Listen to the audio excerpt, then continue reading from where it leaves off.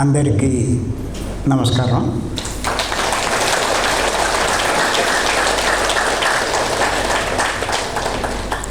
కార్యక్రమం ప్రారంభించే ముందు గురువు గారు బ్రహ్మర్షి పత్రికా ప్రవేశాన్ని ధన్యవాదాలు.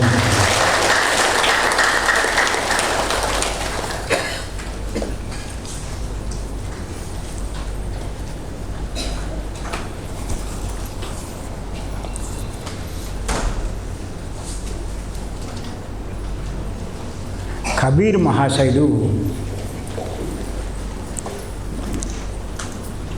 చెప్పినటువంటి ఒక అద్భుతమైన సందేశం ఈరోజు మనం తెలుసుకోబోతున్నాం.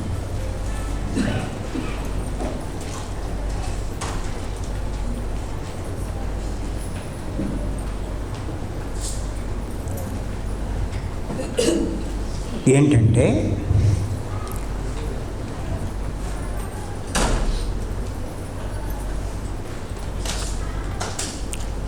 మనకు వచ్చే కష్టాలు కానివ్వండి, ఇంకోటి అవనివ్వండి, బాధలు అవనివ్వండి, సమస్యలు అవనివ్వండి, అన్నీ మన స్వయం కృతాపరాధమే.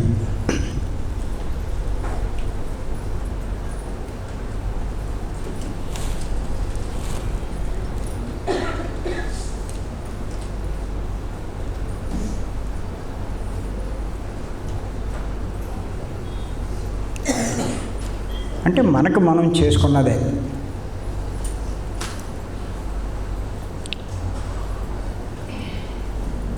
అని చెప్పి అంటాడు ఆయన. పత్రి గారు కూడా అదే చెప్తారు కదా మనకి. మన వాస్తవానికి మనమే కారకులం. అంటే ప్రజెంట్ మన జీవితంలో ఓ కష్టం వచ్చినా, నష్టం వచ్చినా, ఓ బాధ వచ్చినా, దుఃఖం వచ్చినా కారణం ఎవరు? వాడు వీడు అంటాం కాదు.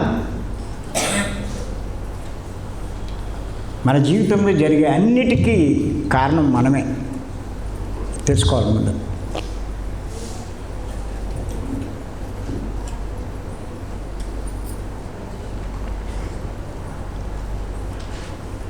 స్వయం కృతాపరాధం. స్వయంగా మనకు మనం చేసుకున్న దాన్ని బట్టే మన పరిస్థితుల్లో ఉన్నాయి.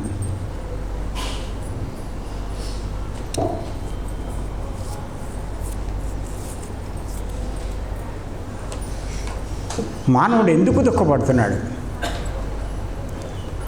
ఎందుకు దుఃఖంలో ఉన్నాడు?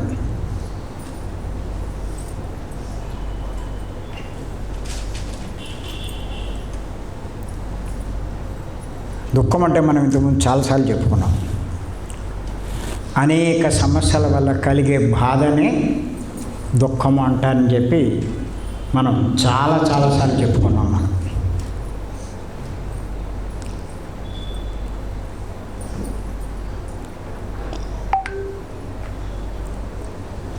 అంటే ఆర్థిక సమస్యలు అవ్వచ్చు, ఆరోగ్య సమస్యలు అవ్వచ్చు,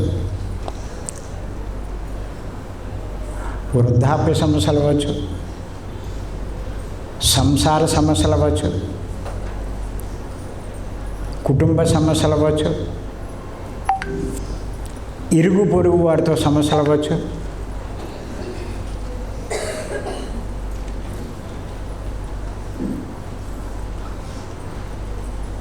అలా ఏ సమస్య వల్ల మనం దుఃఖం కలిగినా దానికి కారణం మనమే. మనం చేసుకున్న అపరాధమే, స్వయం కృతాపరాధమే.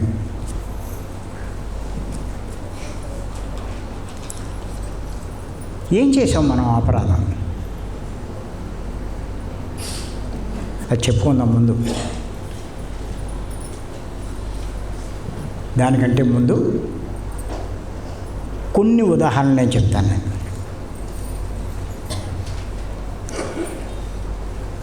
ప్రతి విషయం చాలా జాగ్రత్తగా రాసుకోవాలి, తర్వాత మళ్ళా చదవాలి, మననం చేసుకుని గ్రహిస్తే ఎన్నో సరి చేసుకుంటారు. మీకు వచ్చే ఎన్నో సమస్యలు మీరు అధిగమిస్తారు.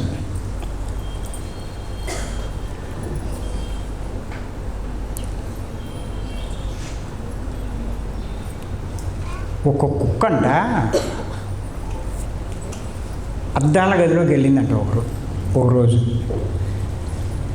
ఆ గదిలో అన్నీ ఏముంటాయి? అద్దాలే ఉంటాయి. వెళ్తే ఏం కనిపిస్తుంది దానికి? కుక్కలు. ఇటు తిరిగితే ఇక్కడ కుక్క ఉంటుంది, అటు తిరిగితే అటు కుక్క ఉంటుంది.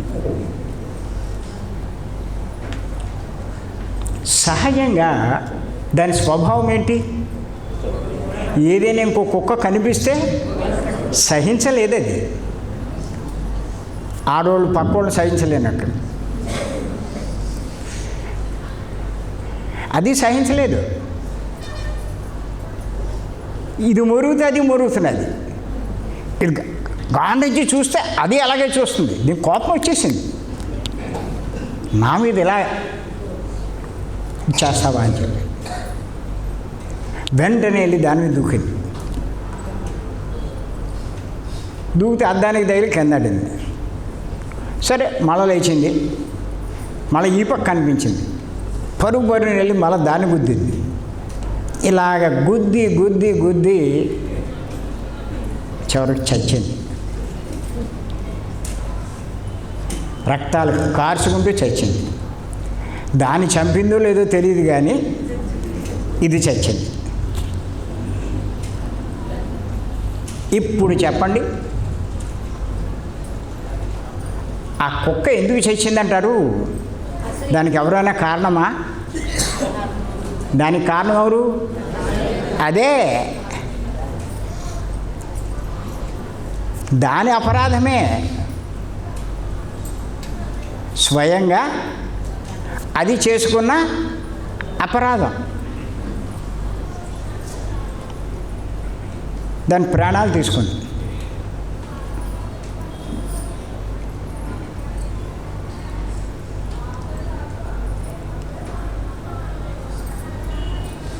ఎవ్వరూ కారణం కాదు.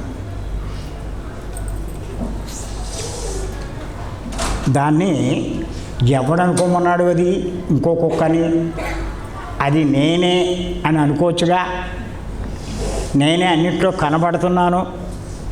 ఆ జ్ఞానం దానికి లేదు. అది వేరే అనుకుంటుంది.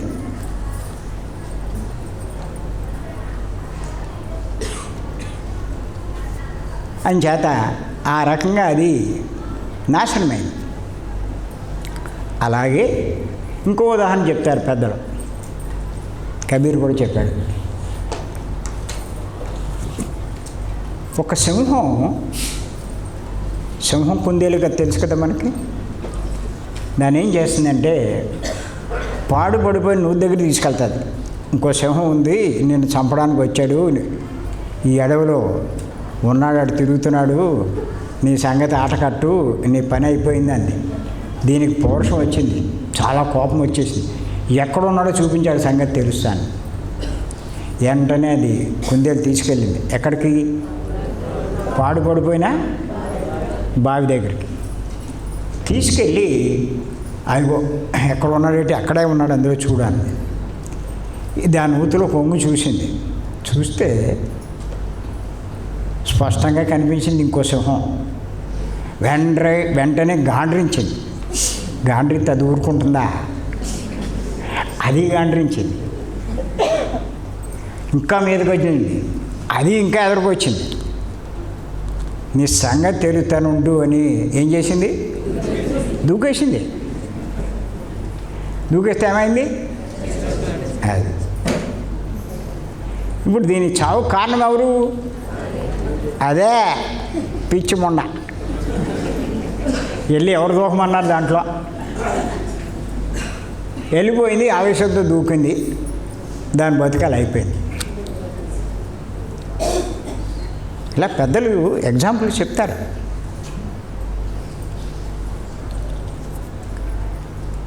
ఒక ఏనుగంట తిరుగుతూ ఉంటే ఆ కొండల్లో అక్కడ ఒక స్ఫటిక శిల కనిపించిందంట. ఏం శిల? స్ఫటిక శిల.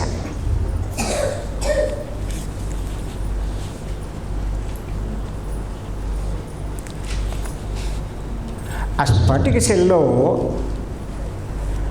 ఏముంటుంది అక్కడ?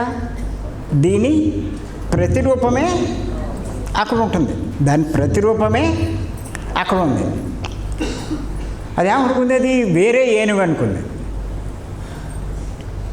కోపంతో ఆవేశంతో బలిసిపోయింది. ఇది నా ముందు ఎవడో ఎంత అనేటువంటి పరిస్థితిలో ఉంది. అది ఆవేశంతో ఏం చేసిందంటే, కొమ్ములు ఉంటాయి కదా దానికి, దంతాలు అంటారే ఉంటారు, దంతాలు. ఆ దంతాలతో ఆ శిల మీద పొడిచి కుమ్మేసింది. కుమ్మితే అవతల చచ్చిపోద్దా? దీని దంతాలే కదిలిపోతాయి. అలా రక్తం కారుతూ ఏం చేయలేక వెనక్కిపోయింది. ఇన్ని రక్తాలు కారడానికి కారణం ఎవరంటారు? అదేగా, ఎవడు కొమ్మన్నాడు దాన్ని?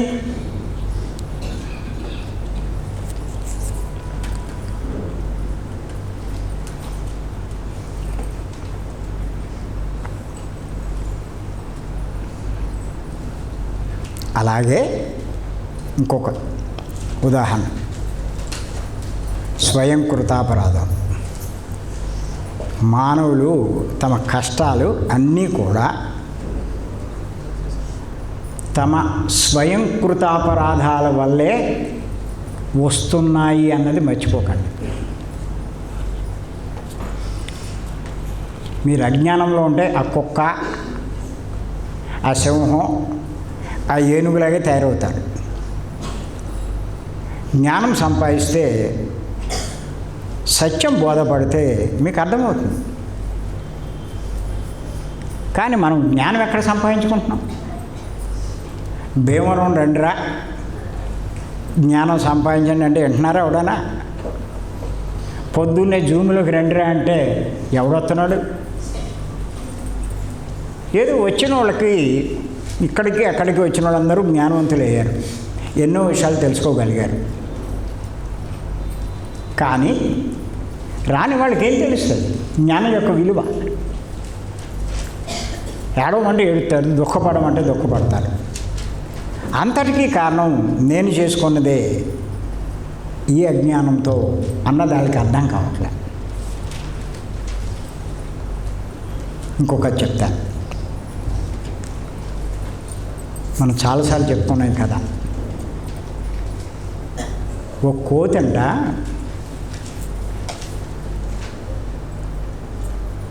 ఒక కిరాణా కొట్లో దూరింది. కిరాణా పచారీ షాపు. ఎప్పుడు షాప్ వాడు భోజనాన్ని కానీ కాస్త తలుపు దగ్గరికి వేసి వెళ్ళాడు. కోతి తిన్నగా ఉండదు కదా, కెలుగుతుంది అన్నీ. మీ ఇంట్లో కూడా ఊరికి దగ్గరేయండి, చూడండి ఈసారి కోతులు ఉన్నప్పుడు.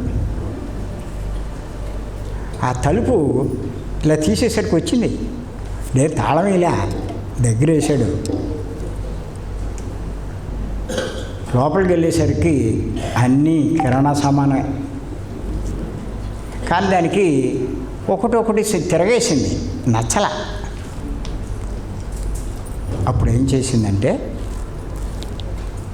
ఆఖరిలో ఎన్ని చూసినా దానికి ఏమి ఎక్కలేదు. ఆఖరిలో ఒక సన్న మూతి ఉన్నటువంటి ఒక కూజ కనిపించింది దానికి, ఒక మూల. దానికి అలాంటివి దొరుకుతాయి. మూతి సన్నం. ఏం చేసిందంటే, దాని చెయ్యిని అందులో పెట్టింది, లోపలికి పెట్టింది. లోపలికి పెడితే చేతికి ఏం తగిలింది అంటే, ఏం తగిలింది? జీడిపప్పు. జీడిపప్పు తగిలింది. మరి దానికి ఇష్టమైన జీడిపప్పు, చాలా ఇష్టం దానికి. వెంటనే ఏం చేసిందంటే, మీకైనా ఇష్టమైంది కనిపిస్తే ఏం చేస్తారు చెప్పండి? గట్టిగా పట్టు పడతారా పట్టరా? అదంటే ఒక చెయ్యి పెట్టింది కాబట్టి ఒక చేతితో పట్టింది, మీరు అయితే 2 చేతులతో పట్టేస్తారు. పట్టేసింది, గట్టిగా పట్టేసింది. ఎంత పట్టాలో అంత పట్టింది. పట్టింది పాపం. అది బయటికి లాగి తిందాం అనుకుంది. బయటికి లాగితే మూతి సన్నం కదా, ఎలా పెట్టింది, ఇక్కడ ఈ పట్టుకునేసరికి ఎలా అయిపోయింది అది చెయ్య. ఇది బయటికి రావట్లా. ఇది బయటికి రావాలంటే ఏం చేయాలి? జీడిపప్పు వదిలేయాలి. మరి దానికి ఇష్టమైన జీడిపప్పు దొరికాక వదులుతుందా? వదలదు. అందుకని చెప్పి ఏం చేసింది? వదలట్లా, కానీ చెయ్యి రావాలి. ఇటు పరిగెడుతుంది, అటు పరిగెడుతుంది, ఇలా తిరుగుతుంది, అలా తిరుగుతుంది. ఎన్ని తిరిగినా సరే అందులోంచి చెయ్యి రావట్లా. అయినా సరే అది వదలట్లేదు. జీడిపప్పు వదలడానికి దానికి ఇష్టం లేదు. ఈ లోపల చాలా టైం అయింది. మరి ఆ భోజనానికి వెళ్ళినోడు రాడా? వచ్చాడు. వచ్చి తెర చూస్తే షాపులో ఎవరున్నారు? కోతి. అదిలించాడు. అదిలించినా సరే అది వదలట్లా. దేన్ని? బెదిరించాడు, కేకలేశాడు. అయినా సరే జీడిపప్పు అది వదలలేదు. ఈసారి ఏం చేశాడంటే వీడు, దీన్ని తస్తది ఎలా ఉందో దీని పని అని ఒక సన్నపాటి జోక తెచ్చాడు, కర్ర. అది పెట్టి వేసాడు. అది పెట్టి కొడుతూ ఉంటే దెబ్బలు తింటుంది కానీ జీడిపప్పు అంటూ వదలదు. చాలా విచిత్రం. పెంటముండ అది వదిలేచ్చుగా. అంటే దెబ్బలకైనా ఇష్టపడుతుంది కానీ జీడిపప్పు వదలడానికి ఇష్టపడలేదు. అలా కొట్టి కొట్టి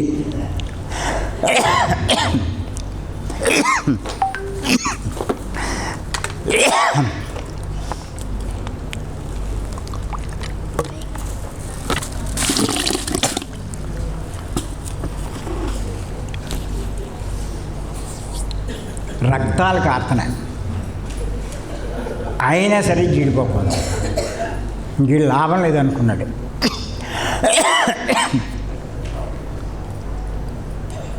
చుట్టుపక్కల వాళ్ళని పిలిచాడు.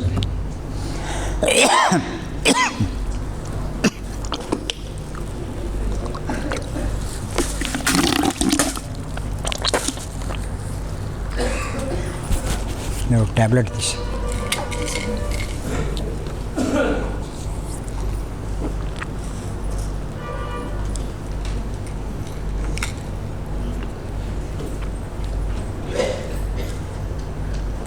మొత్తం మీద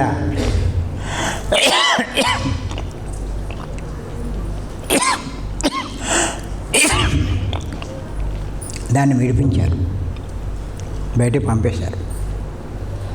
కొంచెం ఆలోచించండి. ఇన్ని దెబ్బలు తినడానికి కారణం ఎవరండి? షాపు వాడా? దానికి కారణం ఆ కోతే. ఆ జీడిపప్పు మీద ఇష్టం, మమకారం. అది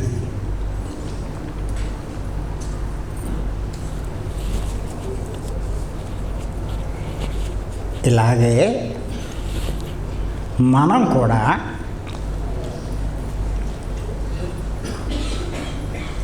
మన స్వయంకృతాపరాధంతో ఈ కష్టాలు బాధలు ఇవన్నీ తెచ్చుకుంటున్నాం.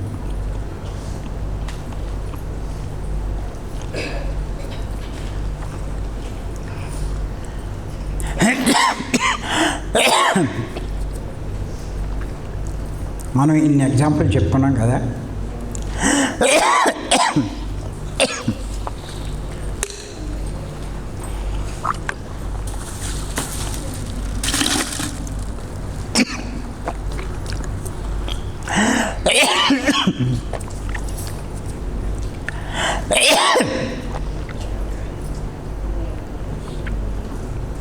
నాకు జరిగిన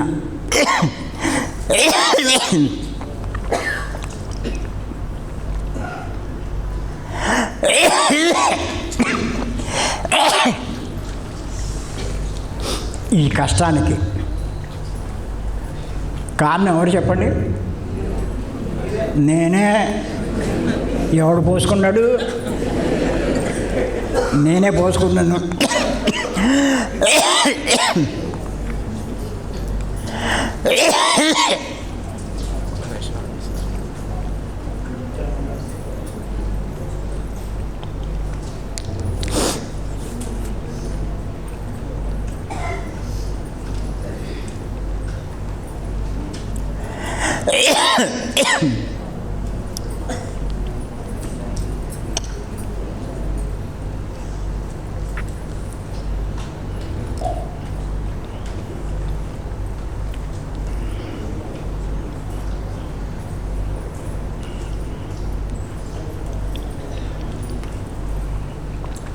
అలాగే ఇంకొక ఎగ్జాంపుల్.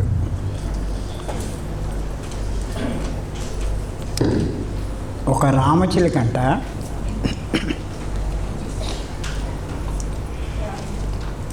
రామచిలుక ఒక కొయ్య మీద వాలిందన్నమాట. వాలినప్పుడు ఇలా పట్టుకుంటుందా పట్టుకోదా? కొంచెం పట్టుకుంటుంది కదండి. ఒక కొమ్మ మీద వాలినా దేని మీద వాలినా పట్టుకుంటుంది కదా. అది అనుకుందంట ఆ కొమ్మ దీన్ని పట్టుకుందేమో అనుకుందంట. ఎవరు? రామచిలుక. ఎవరు పట్టుకున్నారు దీన్ని? కొమ్మ అని అనుకుందంట. ఎంతసేపు ఆ కొమ్మ పట్టుకుంది, నన్ను వదలట్లేదు అని దాంట్లోంచి ఎగరలేకపోతుంది దాన్ని పట్టుకుని. అలా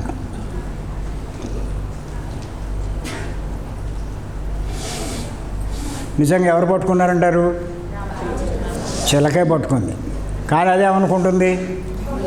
ఎంత తెలివైందో చూడండి.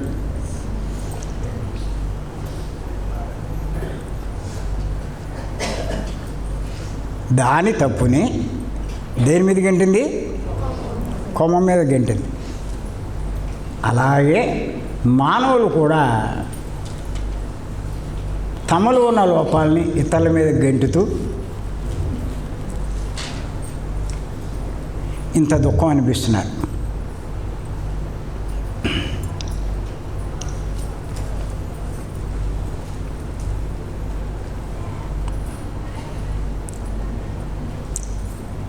ఏంటంటే కబీర్ గారు చెప్పింది, మానవుడు తన ఆత్మతత్వాన్ని మర్చిపోయి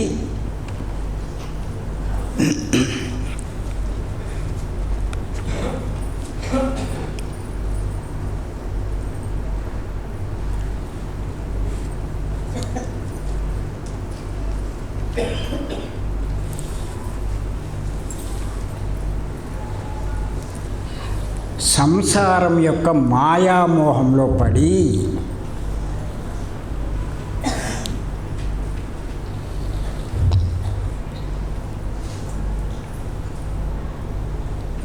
దుఃఖంలో జీవిస్తున్నాడు.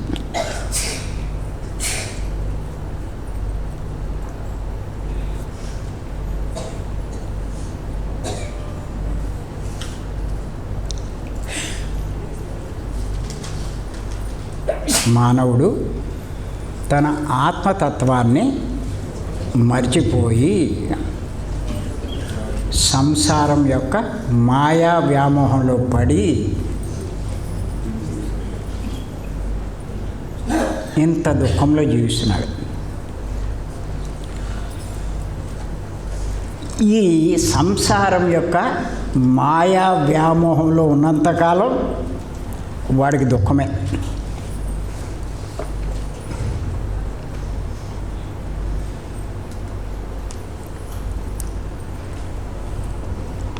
కోతి జీడిపప్పు వదలనంతకాలం దానికి దెబ్బలా కాదా? దెబ్బలే.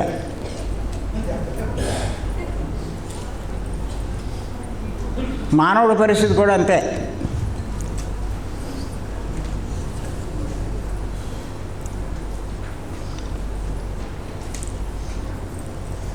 ఇప్పుడు కొంచెం ఆలోచించి చెప్పండి, మనమంతా ఆత్మలమా దేహాలమా? బాగానే చెప్తున్నారు, ఆత్మలు అని చెప్తున్నారు, అవునా? కానీ జీవించడం ఎలా జీవిస్తున్నారు? దేహం అన్నట్టు. మళ్ళీ అది చెప్తున్నారు, ఇది చెప్తున్నారు.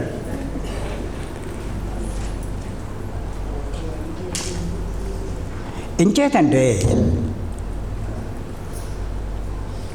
భూమి మీదకి వచ్చినప్పుడు మనం ఎవరు అసలు? భూమి మీదకి రాకముందు మనం ఎలా ఉండేవాళ్ళం? ఆత్మలో, అంతేగా? పైలోకాల్లో ఆత్మలుగా ఉండేవాళ్ళం. ఏదో జ్ఞానం సంపాదించుకోవడము, లేకపోతే లక్ష్యాన్ని నెరవేర్చుకోవడం కోసం భూమి మీదకి వచ్చి ఒక దేహం తీసుకున్నాం. తల్లి గర్భంలో తయారయ్యే దేహంలో ప్రవేశించాం. ప్రవేశించి 9 మాసాలు పూర్తయిన తర్వాత ఏమవుతారు? తల్లి గర్భం నుంచి బయటకు వస్తారు. బయటికి వచ్చేదాకా నేను ఆత్మ అన్నట్లుగానే ఉంటాను. ఏ బయటకు వచ్చేదాకా? తల్లి గర్భంలో. బయటికి వచ్చిన తర్వాత అది గుర్తుంటుందా అండి? నేను ఆత్మ అన్నట్టుగా అది గుర్తుండదు. ఈ దేహమే నేను అంటాను. కుక్క బయట ఉన్నప్పుడు బాగానే ఉంది, అద్దాల గదిలోకి వెళ్ళే కానీ దానికి అది వేరు అన్నట్టుగా భావించింది. అలాగే తల్లి గర్భంలో ఉన్నంత వరకు అందరూ బాగానే ఉన్నారు, ఆత్మ ఆత్మ అన్నట్టుగానే ఉన్నారు. ఇలా వచ్చారు, అలా మాయలో పడిపోయారు సంసార వ్యామోహంలో. ఏం చేస్తుంది వాళ్ళమ్మ? కన్నాక చీచీ చాచా ఏదో ముద్దాడుతుంది కదా, అది నేర్పుతుంది. అమ్మ తాతాను తాతాను తా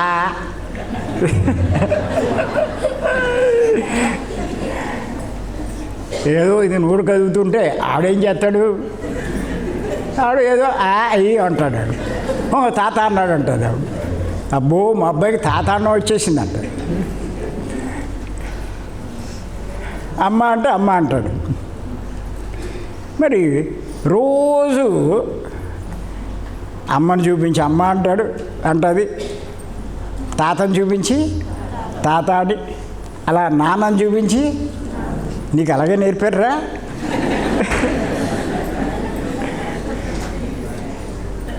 ఇప్పుడు చెప్పరా నువ్వు, నీకు అమ్మ ఉందా?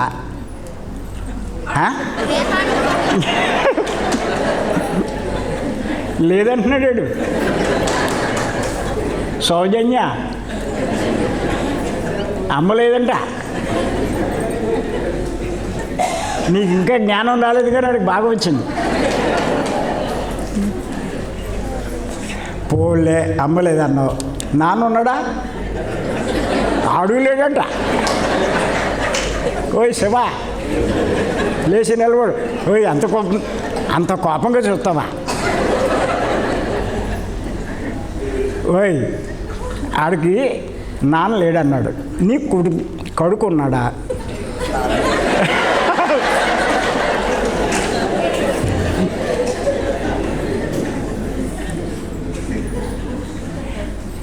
మరి నీకు కొడుకు లేడు, నువ్వెవరు? ఎరా నీకు అమ్మ లేదు, నాన్న లేదు, మరి నువ్వెవరు? ఆత్మని.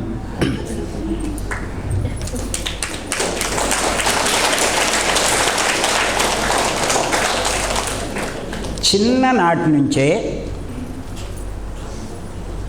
ఈ సత్యం తెలుసుకుని ఈ స్పృహలో ఉంటే దుఃఖమే ఉండదు. రాసుకోండి.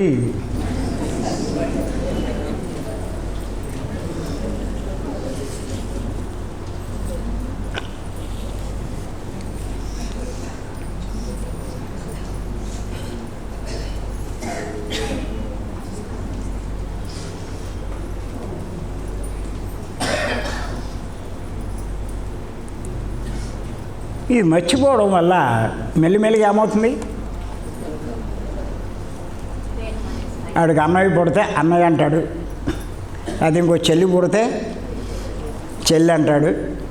మళ్ళీ చెప్తారు కదా ఈ అమ్మ నాన్నలు, ఒరే ఆ పక్కింటోళ్ళు మనకు చుట్టాలరా, ఈ పక్కింటోడు మనకి స్నేహితుడురా, ఆ పక్కడు ఉన్నాడు చూడు బో మనకి ఆడికి మనకి పడదు. మీ నాన్న ఏమైనా చెప్పాడు ఇలాంటి వాడు పన్నుండి ఇంకా చెప్పలేదా? చెప్తాడులే, కంగారు పడు. మీ నాన్న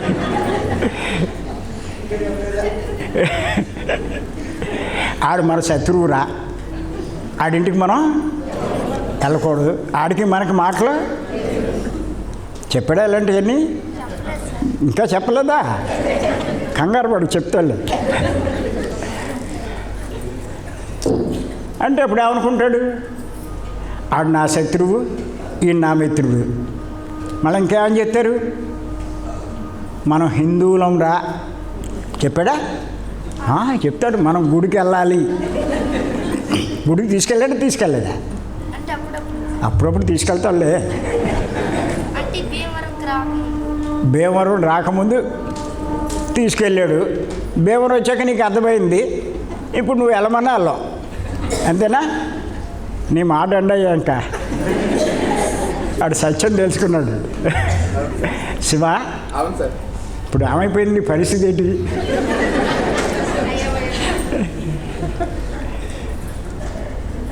అది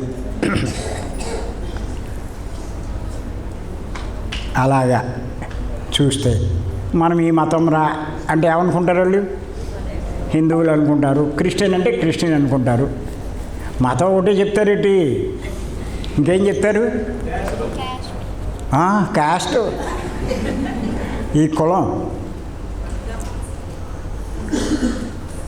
అంటారా అనరా అని చెప్తే అప్పుడు ఏమనుకుంటావు నువ్వు? ఓహో మనం ఇది ఈ కులము, వాడిది ఇంకో కులము, ఆడికి మనకి సంబంధం లేదు, ఆడు వేరు మనం వేరు. ఇలా అనుకోవడం వల్ల మనం కాని వాడనేది ద్వేషిస్తూ ఉంటాం, మనవాడు అనుకున్న వాడిని ప్రేమిస్తూ ఉంటాం. అంతే కదండి, చిన్నప్పటి నుంచి ట్రైనింగ్.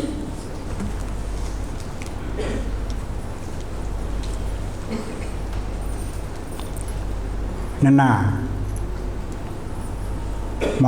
మన సాయంత్రం వచ్చి కూర్చుంటే ఒక ఆయన పేరు అడిగాడు, చెప్పాను. ఇది తటవర్తి అన్నాడు, చెప్పాను. మీరు వయసులా అన్నాడు, దొబ్బులు ఎట్టాను. నీ బుద్ధి ఉందా లేదా? ఏదో మర్యాదగా నువ్వు అడిగావు, చెప్పకపోతే బాగుందని. ఇవన్నీ పక్కన అడుగుతాడు, చెప్పరా? నన్నే అడగాల దొబ్బులు తిన్నాను. కాకపోతే గట్టిగా దొబ్బులెట్టా, కామ్గా వెళ్ళిపోయాడు. అసలు వాడెవడో వాడికి తెలిస్తే, నేనెవడో వాడికి తెలుస్తుంది, ఆడెవడో వాడికి తెలీదు, నేనెవడో ఏం తెలుస్తుంది. వాడేం అడుగుతాడు, ఏం తెలుసుకుంటాడు. ఇక్కడికి వచ్చి ఎవరిని అడగండి, ఏమంటారు? ఎవరు నువ్వు అంటే ఆత్మ అంటాడు. ఆడెవడు అంటే ఏమన్నా సార్ మీరెవరు? కూర్చుని నిలబడి గట్టిగా చెప్పండి. ఆత్మేనా? గ్యారంటీనా? ఇది ఇక్కడ లోపల ఉన్నంత వరకైనా బయటికి వెళ్ళా కూడానా?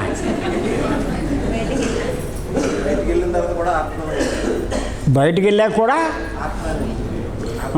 ఆత్మలే అంటారు ఇక్కడ. జీవించడం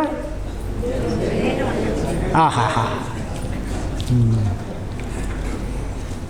కూర్చోండి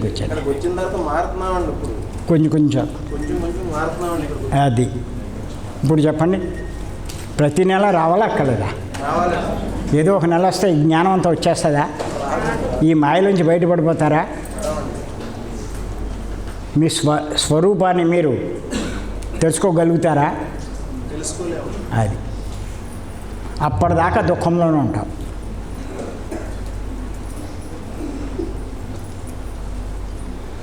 ఎంత అద్భుతమైన విషయం చెప్పారు కబీర్. అది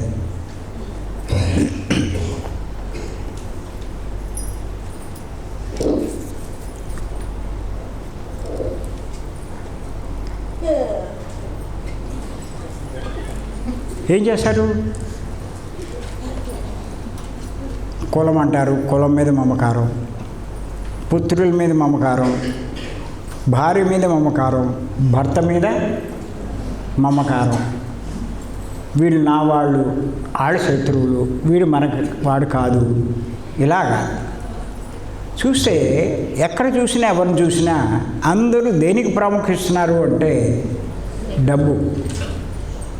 దేనికి ఇస్తున్నారు? డబ్బుకు ప్రాముఖ్యం ఇస్తున్నారు. అంటే డబ్బు ఉన్నవాడు గొప్పవాడు. ఎంత ఎక్కువ డబ్బు ఉంటే వాడంత గొప్పవాడు అనే అభిప్రాయంలో ఉన్నారా లేరా? ఈ అభిప్రాయం ఎవరు క్రియేట్ చేశారు? డబ్బు ఉన్నవాడు గొప్పవాడు ఎవరు క్రియేట్ చేస్తారు? చుట్టూ సమాజంలో ఉన్నవాళ్ళు, తల్లిదండ్రులు. అంతేగా, తల్లిదండ్రులు పిల్లల్ని బాగా చదువు అంటారు కదా. అంటారా అనరా? ఎందుకంటారు? బాగా చదివితే మంచి ఉద్యోగం వస్తుంది, మంచి ఉద్యోగం వస్తే మంచి డబ్బు వస్తుంది. దానికోసం వీళ్ళు జీవితాన్ని హెచ్చించి 25-30 సంవత్సరాలు అని చదివిస్తారు.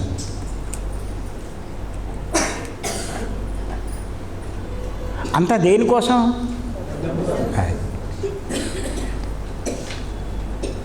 అది చదివించి అది చేస్తున్నారు. కానీ వాడు తన స్వరూపాన్ని మర్చిపోయాడు. దాన్ని వాడికి గుర్తు చేద్దాము, తెలియపరుద్దాము అని ఏ తల్లిదండ్రులు చెప్తున్నారు చెప్పండి? అంచేత ఏమిటి? బాగా సంపాదించాలి, బాగా బిల్డింగులు కట్టాలి, కార్లు కొనాలి, అంతే కదా.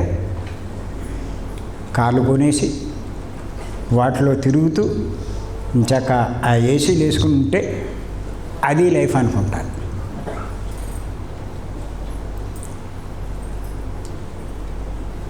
సింధూరా ఉన్నావా? అంతే కదా, ఎవడైనా అనుకునేది అదే కదా. పెళ్లి చేసుకున్న ఆడదైనా మొగుడిని ఏముంటుంది? ఇంకా ఇల్లు సంపాదించలేదా, లేకపోతే ఒక సైట్ అయినా కొనలేదా, ఏం చేస్తున్నావు నువ్వు అంటాను. అలా పిల్ల వల్ల అంటారు. అదే భర్త అవుతే నువ్వు ఎంత కట్నం పట్టుకొచ్చావు, ఇలా వాడు అంతా డబ్బు మీదే, డబ్బు మీద మమకారం. దానికోసం చెయ్యకూడని తప్పులు చేస్తున్నారు, చెయ్యకూడని పాపాలు చేస్తున్నారు, అని చేస్తున్నారు. ఇంకా ఏం చెప్తారు? బాగా సంపాదించాలి, బాగా తినాలి. ఇది చెప్పరా? చెప్తారా చెప్పరా? తినాలంటే ఏం తినాలి? మొక్కలు చెక్కలు. నాకు మొక్కల గురించి తెలుసు కానీ చెక్కల గురించి తెలియదయ్యా.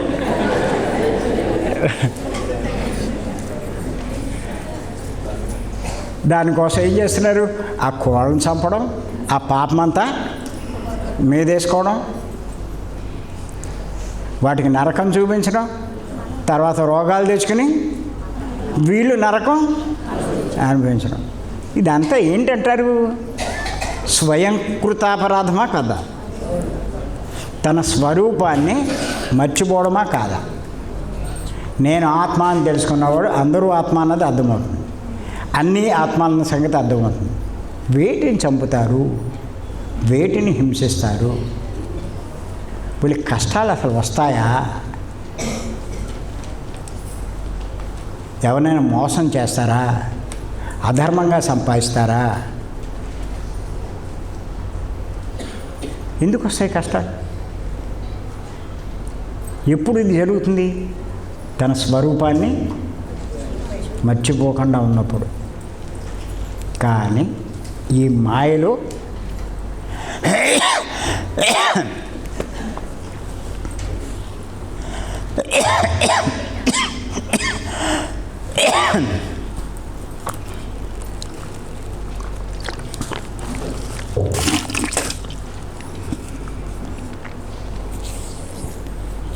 ఎందుకు మర్చిపోయాము అంటే ఈ మాయ ప్రపంచంలో పడిపోవడం వల్ల. అందుకే చెప్తారు మాయని జయించాలి అని.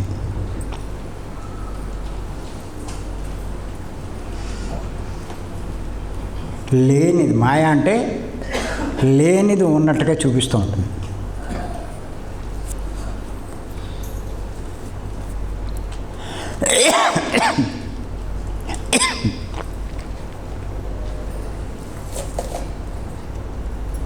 ఉన్నది ఉన్నట్టుగా తెలుసుకోగలిగినవాడు మాయం జయించినవాడు.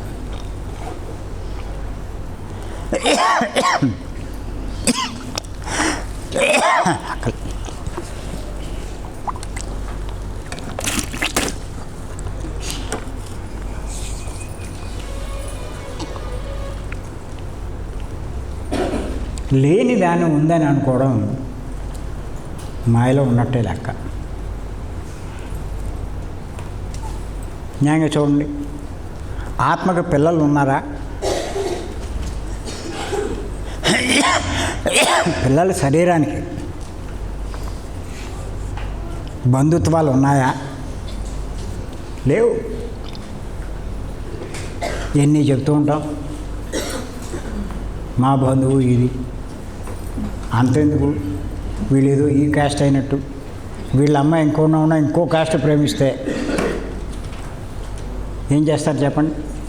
మా పరువు అంతా పోయింది, మా పరువు తీసేసింది, మేము ఉన్నా ఒకటే చచ్చినా ఒకటే. దానికోసం గొడవలు ఎందుకు వస్తున్నాయి? దుఃఖం అంతా తన స్వరూపాన్ని మర్చిపోవడమే. అర్థమవుతుందండి? ఎంత బాగా చెప్పారైనా, ఎగ్జాంపుల్స్తో చెప్పారు.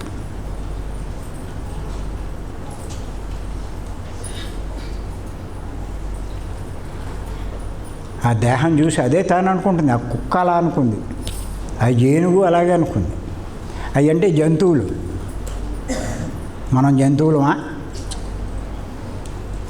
అంటాం కదా, అన్నిటికంటే తెలివైన వాళ్ళం మనం అని. మరి అన్నిటికంటే తెలివైన వాళ్ళు అయితే వీడికి ఈ జ్ఞానం ఎందుకు లేదు?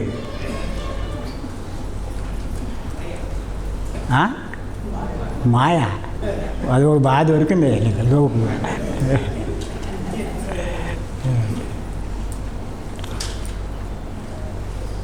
ఇప్పటికైనా మాయలోంచి బయటపడండి.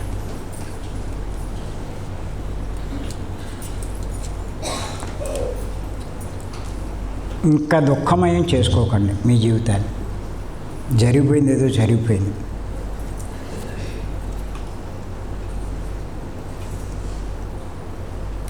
తన స్వరూపాన్ని తెలుసుకోవడమే జ్ఞానం. తన స్వరూపం తెలియకపోవడమే అజ్ఞానం.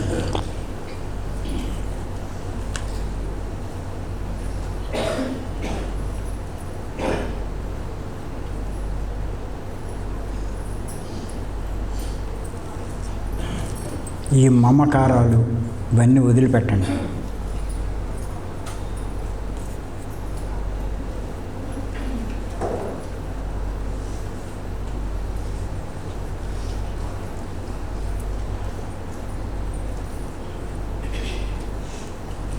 అప్పుడు మీరు జ్ఞానవంతులైనట్టు. మమకారం వదిలిపెట్టమంటే వాటిని వదిలేమని కాదు. డబ్బు మీద మమకారం, డబ్బు వదిలేమని కాదు, డబ్బు సంపాదించద్దని కాదు, ఉన్న డబ్బుని అనుభవించొద్దని కాదు, గుర్తెట్టుకోండి.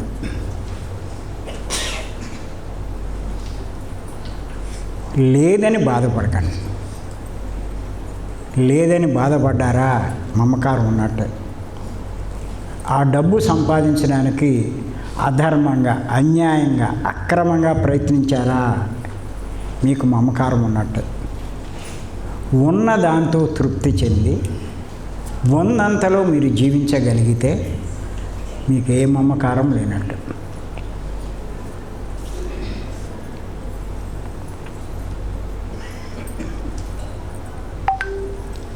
మీరు చూడండి, మా పిల్లలు ఉంటారు, వారి ఇల్లు చూడండి, వాళ్ళ కార్లు చూడండి, వాళ్ళ సెల్లు చూడండి, అన్నీ చూడండి. మా ఇంట్లో చూస్తే మా ఇల్లు చూడండి, మా కార్లు చూడండి, మా సెల్లు చూడండి, అన్నీ చూడండి, మీకు అర్థమవుతుంది. అవన్నీ చూస్తూ ఉంటుంది మా మేడం పాపం. అయినా ఏమీ అడగదు. ఇంత జ్ఞానం సంపాదించుకున్నాక ఏం అడుగుతుంది?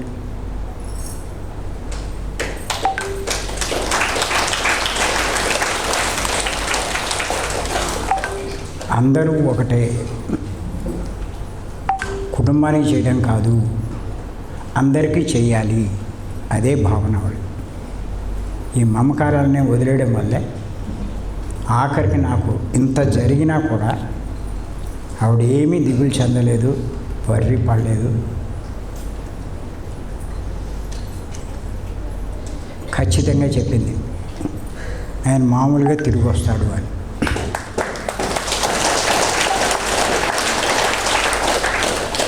జ్ఞాని కాబట్టి ఆ మాట అంది.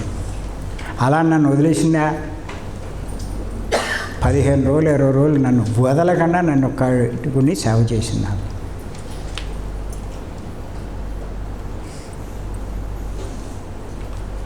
రావణాసురుడు అశోకవనంలో సీతను తీసుకొచ్చి బంధించాడని చెప్పి సీత ఏడవలే. ఆవిడ జ్ఞాని. రావణాసురుడి మీద జాలిపడింది. పిచ్చేదవా, తెచ్చుకోక ఎంతోమంది ఉంటే సుందరాంగులు అందరినీ వదిలేసి వీడి కన్ను నా మీద పడింది ఏంటి, తీసుకొచ్చాడు.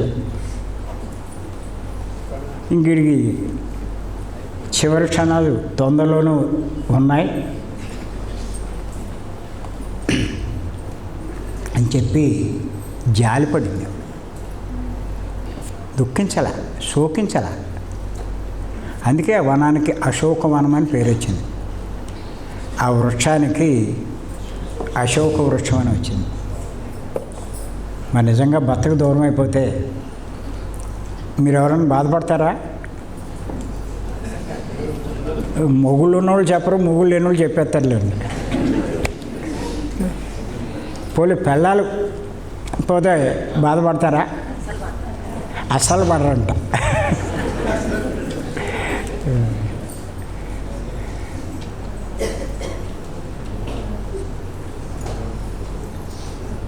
అందరితోటి ఉండాలి, కానీ వాళ్ళకి ఏదైనా జరిగితే ఏడవక్కల. జ్ఞాని ఏడవడు. వాళ్ళకి ఏంటి అవసరాలు చూసి అవి చూసుకుంటాడు అంతే. ఏడుతూడి పక్కన కూర్చుంటే అది చేసేవాడు చేయకపోతేలా, ఆ భార్యకైనా భర్తకైనా.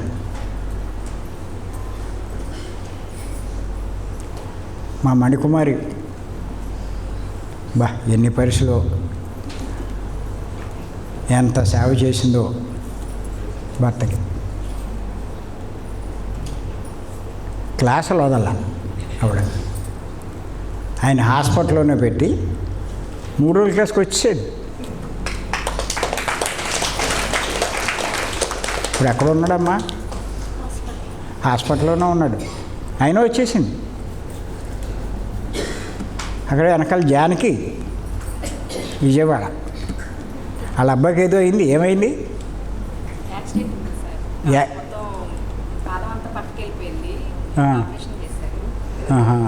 యాక్సిడెంట్ అయి పాదం పక్క వెళ్ళిపోయిందంట. ఆపరేషన్ చేశారు. ఉన్నాడు ఇంకా. ఈవిడ ఇక్కడికి వచ్చేసింది. అది ఎంత సంతోషంగా సరదాగా ఉన్నారని చూడండి. అంటే ఇష్టం లేదని కాదు, వాళ్ళని చూడకుండా ఉండరు, వీళ్ళు చూస్తారు, అన్నీ చూసుకుంటారు, కానీ ఏడుతూ కూర్చోరు, తను చేయవలసిన పని ఆపరు. ఇప్పుడు నా పరిస్థితి చూస్తే అప్పుడే క్లాస్కి వచ్చే పరిస్థితి కాదు, కానీ అప్పటిదాకా పరిస్థితి నాకు లేదు. ఎందుకు వృధా చేయాలి ఇచ్చిన అవకాశాలు? నేను ఆత్మకు లాభం కలిగించే పని చేయాలి. శరీరంలో ఏమాత్రం ఓపిక ఉన్నా ఈ శరీరాన్ని ఆత్మ కోసం ఉపయోగించాలి.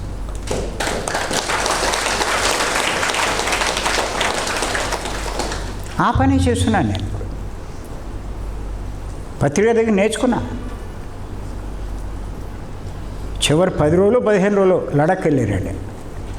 ఎందుకండి లడక్ అంటే మామూలా?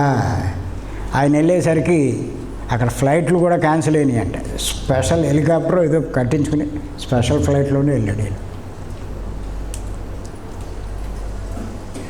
అంతలా ఉంటుంది జ్ఞాని యొక్క లక్షణం. అంచేత మీ స్వరూపాన్ని మీరు మరిచిపోయి ఈ సంసార వ్యామోహం, మాయా వ్యామోహంలో పడితే అంతా దుఃఖమే. దాని నుంచి బయటపడడానికి ఏకైక మార్గం జ్ఞానం పొందడం. ఆ జ్ఞానం పత్రిక గారు చెప్పినట్టు 4 పనులు చేయాలి. శ్వాస మీద ధ్యాస నుంచి తీవ్ర సాధన చేయాలి. ఆత్మజ్ఞానానికి సంబంధించిన పుస్తకాలు చదవాలి. ఈ భీమవరం క్లాసులు, ఇలాంటి క్లాసులు, మన జూమ్ క్లాసులు, ఇటువంటి క్లాసుల్లో పాల్గొని ఆ జ్ఞానం సంపాదించుకోవాలి. ఈ జ్ఞాన సేవలు, ఆత్మ సేవలు చేయాలి. ఈ పత్రిక మనకు చెప్పింది. ఆ 4 చేశాము, ఎంతో జ్ఞానం సంపాదించుకున్నాం. దేహం అన్నట్టుగా జీవించాం అప్పుడు. ఇప్పుడు 90% అయితే ఇంకా ఎక్కువే అనుకోవచ్చు. ఆత్మ మేమన్నట్టుగానే జీవిస్తున్నాం మేము. కానీ మేమేమీ వ్యాపారాలు ఆపలేదు, ఏది వదలలేదు, అన్నీ యాజ్ యూజువల్గా ఉంటాయి. అది మైనరు, ఇది మేజరు. మేము సంపాదించుకున్న మాకు ఇవ్వబడిన ధనాన్ని మీలాంటి 10 మందికి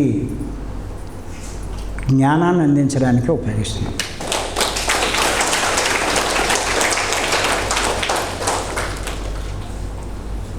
కార్యక్రమం 20 సంవత్సరాల నుంచి ఇలా నిర్వహిస్తున్నాం. మరి చూడండి, జనం పెరిగితే హాలు పెంచాం. హాలు పెంచగానే సరిపోదు, వేసవకాలం వస్తే భరించలేరు కాబట్టి మొత్తం అన్ని చోట్ల కూడా ఏసీలు వేసాం. బాత్రూంలో ఇదివరకు ఎలా ఉంటాలో అడ్జస్ట్ అయ్యేవారు పాపం.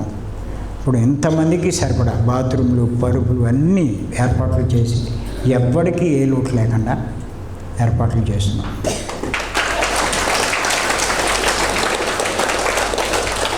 మా పిల్లలకు ఉన్న ధనాన్ని వాళ్ళ లగ్జరీకి వాళ్ళు ఉపయోగిస్తున్నారు. మాకు వచ్చిన ధనాన్ని జ్ఞానానికి ఉపయోగిస్తున్నాం. చేత మీలోనూ అందరిలో మార్పు వస్తుంది, లేకపోతే మన దగ్గర రారు. ఏ జన్మలో పుణ్యం చేసుకోకపోతే భీమవరం రారు. నేను చెప్తున్నాను. నా దగ్గరికి వచ్చిన నా క్లాస్ అంటే ఆసక్తి చూపిస్తున్నా, నేను ఖచ్చితంగా చెప్పగలను. 350 జన్మలు దాటితే తప్ప అసలు రాలేరు ఇక్కడికి. మన జూమ్లో కూడా రాలేరు. ఇంకా మీరు చాలా చివరి స్టేజ్లో ఉన్నారు.